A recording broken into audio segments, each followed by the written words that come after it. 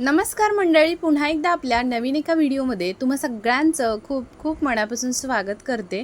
तर हो, तुम्ही थंबनेलला पाहिलं, आज अगदी बरोबर आहे. आज आपण सोयाबीनमध्ये बेसन मिक्स करून खूप मस्त अगदी अगदी लहानांपासून मोठ्यांपर्यंत सर्वांच्या आवडीची आणि झटपट तयार होणारी, विशेष म्हणजे खूप जास्त पौष्टिक असणारी आणि अगदी कुरकुरीत अशी आपण रेसिपी बनवतोय. ज्यांना सोयाबीनची भाजी आवडत नाही ना, ते सुद्धा हे सोयाबीनची ही पद्धत आणि ही रेसिपी पाहिल्यानंतर ना नक्कीच या आठवड्यातनं 3-4 वेळा ही रेसिपी बनवून खातील आणि विशेष म्हणजे ना सगळे घरातले हट्टाने मागून खातील. ज्याला आवडत नाही त्याची तर ही सोयाबीन फेवरेटच होऊन जाईल. तर आता काय करायचं बघा, वेळ न करता रेसिपीला सुरुवात करूया. त्यापूर्वी आपल्या चॅनलवरती अजून कोणी नवीन असेल ना, तर नक्की चॅनलला सबस्क्राईब करून घ्या. तर इथे सोयाबीन आपण घेतले, 1 वाटी इतके सोयाबीन घेतले. आता ते सोयाबीन आपल्याला काय करायचे आहेत बघा, कढईमध्ये पाणी गरम करून घ्यायचं. पाण्याला छान उकळी आली की त्याच्यामध्ये आपल्याला हे सोयाबीन टाकायचे आहेत आणि एक 10 मिनटं झाकण ठेवून आपल्याला असेच ठेवून द्यायचे आहेत आणि गॅस बंद करायचा आहे. तर मस्त अगदी गरम पाण्यामध्ये पहा, पटकन आपला हे सोयाबीन जे आहेत अगदी सॉफ्ट होतात आणि लगेचच आपल्याला पुढची प्रोसेस करायला बरं पडतं. त्याच्यासाठी आपल्याला काय करायचं आहे, गरम पाण्यामध्येच आपल्याला हे सोयाबीन घालून घ्यायचे आहेत. तर पहा, गरम पाण्यामधून सर्व काढून घेतले, पूर्ण थंड करून घ्यायचे आणि थंड करून घेतल्यानंतर पहा इथे काय करायचं, आपल्याला हे सोयाबीन सर्व पिळून घ्यायचे आहेत. तर पहा, मी व्हिडिओमध्ये दाखवते, अगदी थोडे थोडे आपण पिळून घ्यायचे आणि दुसऱ्या एका प्लेटमध्ये आपण काढून घेणार आहोत. आता लगेच पुढची तयारी करायला घेऊया. पहा इथे ना हे सोयाबीन सर्व प्लेटमध्ये काढून घेतलेले, आपल्याला हे सर्व मिक्सरच्या भांड्यामध्ये घालून घ्यायचे आहेत आणि याच्यामध्ये 1 ते 1.5 इंच आल्याचा तुकडा घालायचा, 4 ते 5 लसूण पाकळ्या घालायच्या आणि 2 मिरच्या घालायच्या. हे सर्व आपल्याला पाणी न घालता असंच आपल्याला बारीक असं पेस्ट याची बनवून घ्यायची आहे. इथे पाहू शकता मस्त असं हे सोयाबीनचं वाटण तयार झालेलं आहे. आता हे वाटण आपल्याला काय करायचं आहे, त्याच प्लेटमध्ये काढून घ्यायचं आहे. तर आता पहा, याच्यापासून तुम्हीसुद्धा विचार करत असाल की असं काय बनवलं असेल, पण खरंच खूप मस्त रेसिपी आहे, अतिशय पौष्टिक आहे आणि त्याच्यामुळे ना एकदा तुम्ही खाल्ली ना करून की नक्कीच तुम्ही आठवड्यातनं 3-4 वेळा बनवून खाल आणि सोयाबीन ज्याच्या म्हणजे सोयाबीन आवडतच नाही त्याची तर ती फेवरेटच होऊन जाईल. आता पहा, लगेच सोयाबीनचे सर्व वाटण तयार केलेलं काढून घेतल्यानंतर त्याच्यामध्ये आपल्याला काय करायचं आहे, तर इथे 4 चम्मच इतकं बेसन घालायचं आहे. मग इथे पहा, आता त्याच्यानंतर 2 चमचे इतके इथे आपल्याला तांदळाचं पीठ ॲड करायचं आहे त्याच्यामध्ये. जर तांदळाचं पीठ नसेल, कॉर्नफ्लोअर ॲड करू शकता किंवा मैदा ॲड करू शकता किंवा मग कोणतंही दुसरी पीठं, जरी तुम्ही बाजरीचं वगैरे पीठ असेल, ज्वारीचं, ते सुद्धा ॲड करू शकता. भरपूर असं कांदा घालायचं, कोथिंबीर घालायची, त्याच्यानंतर त्याच्यामध्ये पहा धना पावडर असेल घाला, नंतर हळद पावडर घातली, त्याच्यामध्येच मिरची पावडर घातलेली आहे, जिरे घातलेले आहेत, चवीपुरतं मीठ घालून घ्यायचं. इथेच मी आता ही धना पावडर घालत आहे, मी सुरुवातीला बोलले पण इथे मी नंतर घातलेली आहे पहा.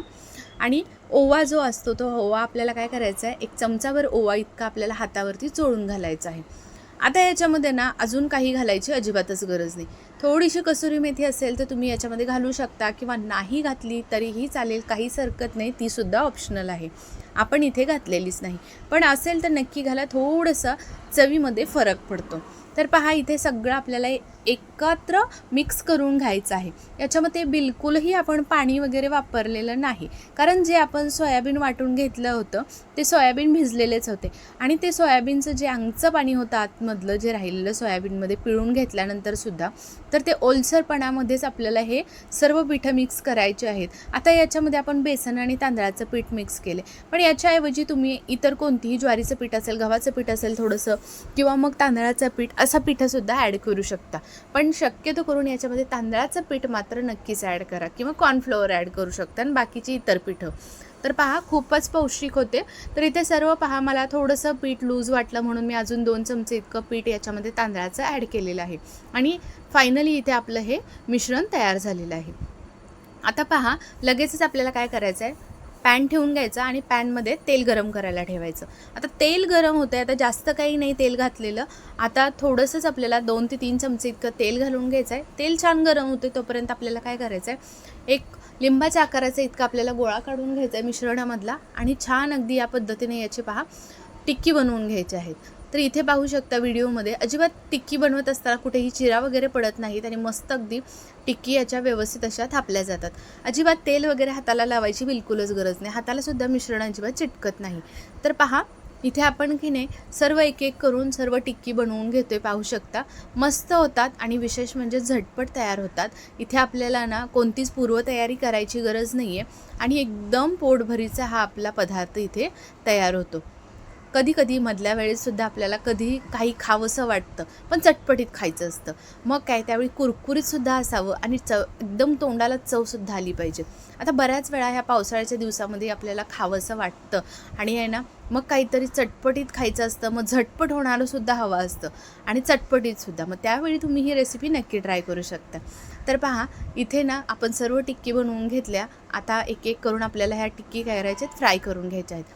पाहू शकता अगदी जवळून सुद्धा सर्व टिक्की तयार करून घेतल्या. तर या टिक्की ना या स्टेजला तुम्ही ना अशाच बनवून ना तुम्ही फ्रीजमध्ये ठेवल्या ना, रात्रीचं वगैरे जर तुम्ही बनवलं असेल, एक्स्ट्राचं जर तुम्हाला ठेवायचं असेल, राहिलं असेल, तर बॅटर अशा पद्धतीनं ना तुम्ही टिक्की वळून घ्यायच्या आहेत आणि फ्राय न करता तुम्ही फ्रीजमध्ये ठेवू शकता आणि दुसऱ्या दिवशी नाश्त्याला, सकाळच्या किंवा मुलांच्या टिफिनला अजूनही याच्यामध्ये कमी वेळामध्ये होणारं म्हणजेच की आदल्या रात्री आपल्या टिक्की बनवून ठेवायच्या आणि दुसऱ्या दिवशी सकाळी तुम्ही डायरेक्ट फ्राय करून देऊ शकता. तर फ्राय म्हणजे इथे शॅलो फ्रायच करायचे आहेत. जास्त तेलाचा सुद्धा वापर आपल्याला इथे करायचा नाही. अजिबात तेल वगैरे पीत नाहीत, अगदी मस्त असे होतात, तेलकट वगैरे बिलकुल होत नाहीत. तर पाहू शकता मध्यम आचेवरती आपल्याला आलटपलट करून दोन्ही बाजूनी अगदी क्रिस्पी होईपर्यंत ह्या टिक्की फ्राय करून घ्यायच्या आहेत.